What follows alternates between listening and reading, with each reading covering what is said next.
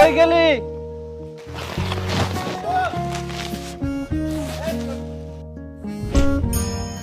আরে দীপ্ত ভাই, তুই চলে এসেছিস?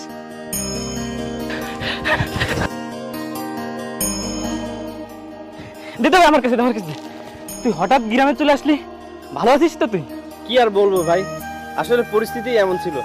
ও আচ্ছা শোন, এ হচ্ছে তোর ভাবি। ভাবি? সালাম আলাইকুম ভাবি।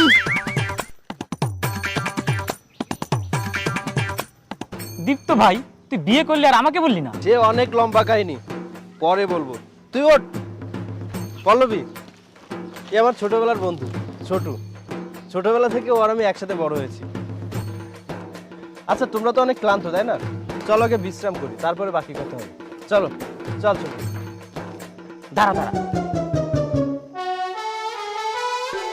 ভাবির সাথে এরা কারা? মানে ইনি কে? ইনি তোর ভাবির বান্ধবী, আর এরা হচ্ছে বন্ধু।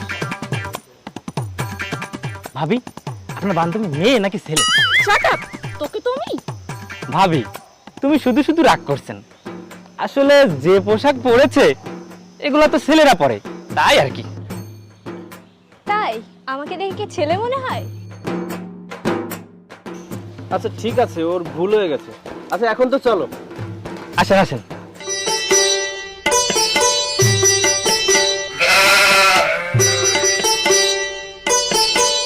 আচ্ছা তোমরা এই খাটে বসে বিশ্রাম করো। কি?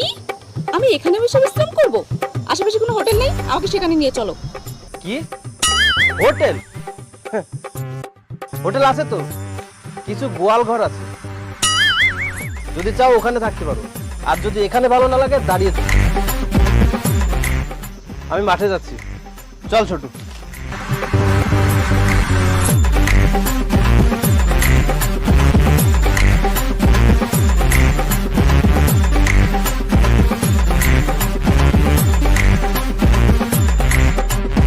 বেবি, তুমি এখানে 1 মাস কি করে থাকবে?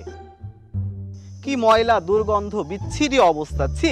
পল্লবী, আমি খুব টায়ার্ড, আমি তো রেস্ট নেবো, পারলে তুইও আয়। হ্যাঁ রে, আমিও খুব ক্লান্ত, আমিও যে বসি। বেবি, তুমি ওইখানে বসো না তো, ওইখানে অনেক ময়লা। আমি বসি, তুমি আমার কোলের পরে বসো। আবার তুমি না বসলে বসো না, আমি অনেক ক্লান্ত, আমি তো বসবোই।